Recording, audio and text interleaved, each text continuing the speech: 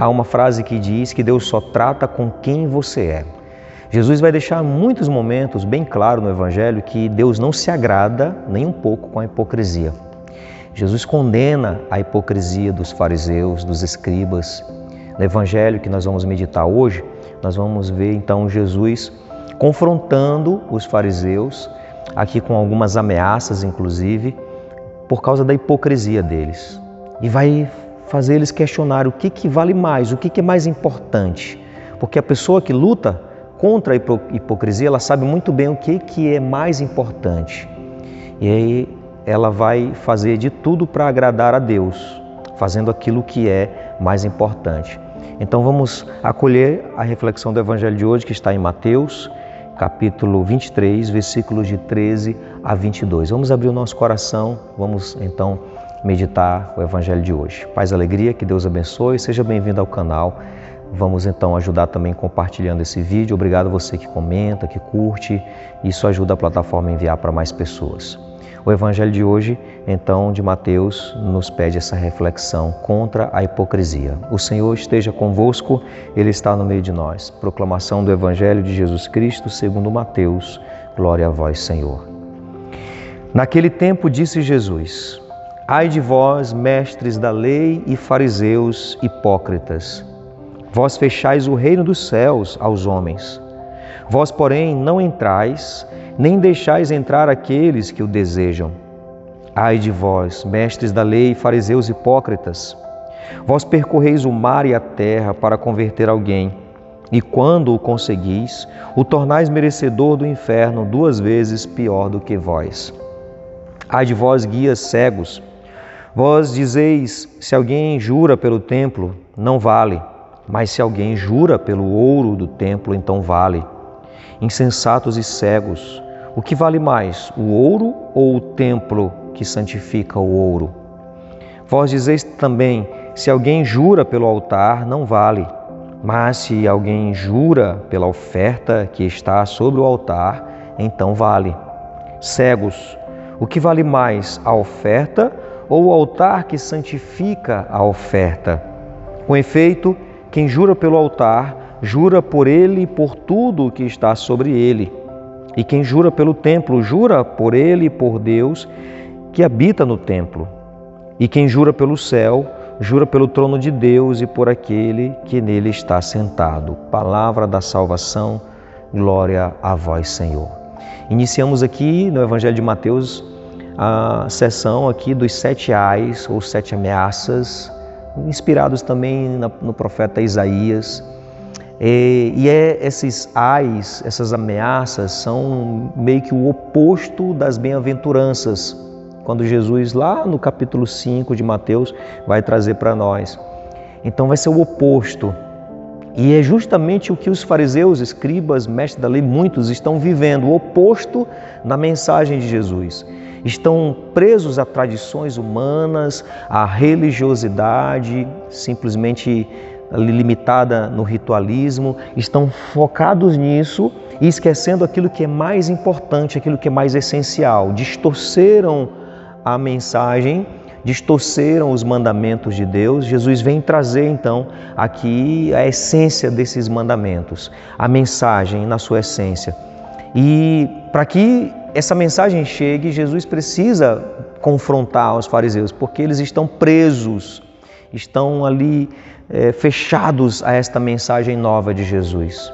E por isso que Jesus vai ser tão duro, tão firme com eles em relação à hipocrisia. Porque, como hipócritas, eles esqueceram aquilo que é mais importante em benefício próprio. Eles esqueceram o que vale mais. Colocaram aqui oferta, o ouro do templo, a oferta depositada sobre o altar como mais importante. Apegados, àquele sistema religioso que haviam criado dentro, colocando uma imagem de Deus cruel, terrorista, que amedronta, que ameaça, e ao mesmo tempo 613 mandamentos para serem seguidos, para impondo medo nas pessoas, o medo do castigo, e muitas leis para que tenham muitos pecados e por esses muitos pecados, muitos sacrifícios. Todo um sistema corrupto. que vai beneficiar a eles mesmos. Jesus vai condenar essa hipocrisia. Hipocrisia por quê? Não é ignorância, é hipocrisia, porque eles sabiam muito bem o que estavam fazendo. E há pessoas que são ignorantes, que não sabem muito bem, estão cometendo os erros ali, mas não têm muita consciência. Mas o hipócrita não, o hipócrita sabe muito bem. Tanto é que diante de questionamento de Jesus, da mensagem, eles, às vezes, mesmo sem argumentos, quando faltam os argumentos, eles apelam a ponto de chamar Jesus até de Beelzebul. Porque eles sabem muito bem que aquela mensagem é autêntica, aquela mensagem é coerente, mas o orgulho, a soberba, e não deixam eles acolherem aquela mensagem, até porque também aquela mensagem tinha que gerar neles uma conversão radical, ou seja, pessoas que já estavam completamente enraizadas numa ótica, numa maneira de ver Deus, numa interpretação em relação a Deus, tendo passado também para outros. Então, para eles é difícil acolher algo que é totalmente o oposto daqueles que eles haviam acreditado e também estavam ensinando. Era difícil demais. Então, eles, mesmo sabendo disso, sem a humildade de se abrir para um novo, para uma conversão, eles então vão cair na tentação da hipocrisia. E Jesus vai confrontá-los em relação a isso.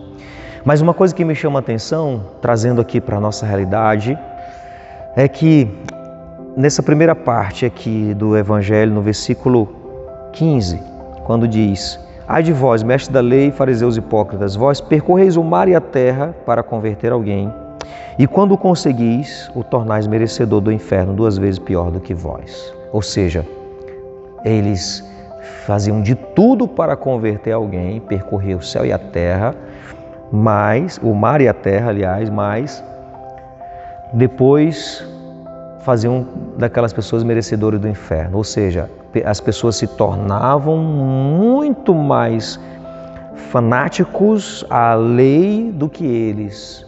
Mas só que, trazendo para a nossa realidade, essas pessoas eram como que vítimas deles.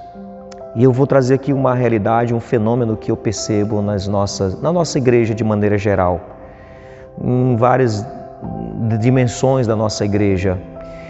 E um fenômeno que é muito interessante.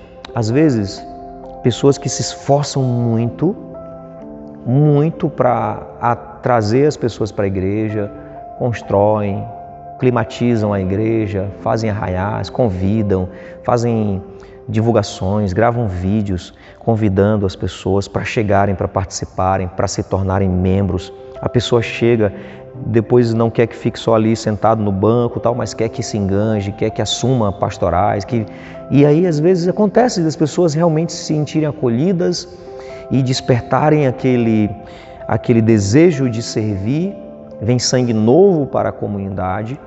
E aí interessante que às vezes acontece que alguns daqueles que se esforçaram tanto para trazê-los, fizeram todo um esforço, convidaram, quando a pessoa vem e ela se enganja, ela começa a dar a vida por aquela comunidade, ela vai assumindo as missões, as coordenações, e aí aquelas mesmas pessoas que antes faziam de tudo para atraí-los, agora se tornam rivais. Agora vê aquelas pessoas como ameaça ao seu posto, desperta inveja, às vezes desperta no coração aquele desejo de poder, e aí acaba excluindo aquele irmão. Infelizmente é um fenômeno que muitas vezes acontece com muitas pessoas dentro das nossas comunidades, paróquias, áreas missionárias. Você faz de tudo para atrair aquela pessoa, de repente quando ela vem, se enganja, está ali firme, aí agora você está competindo com ela. O que vale mais? O que é mais importante? É a pergunta que o Evangelho nos faz hoje. Cuidado para que nós não deixemos o que é mais importante, muitas vezes procurando os nossos próprios interesses, a gente acaba deixando o que é essencial. Peçamos ao Senhor então a graça de um coração livre de toda a hipocrisia e livre de toda competição, livre de todo desamor dentro das nossas comunidades. Peçamos um coração como o coração de Jesus, um coração capaz de amar, de acolher, um coração puro, autêntico, livre de qualquer hipocrisia. Pai nosso que estais nos céus, santificado seja o vosso nome, venha a nós o vosso reino, seja feita a vossa vontade, assim na terra como no céu. O pão nosso de cada dia nos dai hoje, perdoai-nos as nossas ofensas, assim como nós perdoamos a quem nos tem ofendido, e não nos deixeis cair em tentação, mas livrai-nos do mal. Amém. Que o Senhor abençoe grandemente o seu dia, Ele que é Pai, Filho e Espírito Santo. Amém.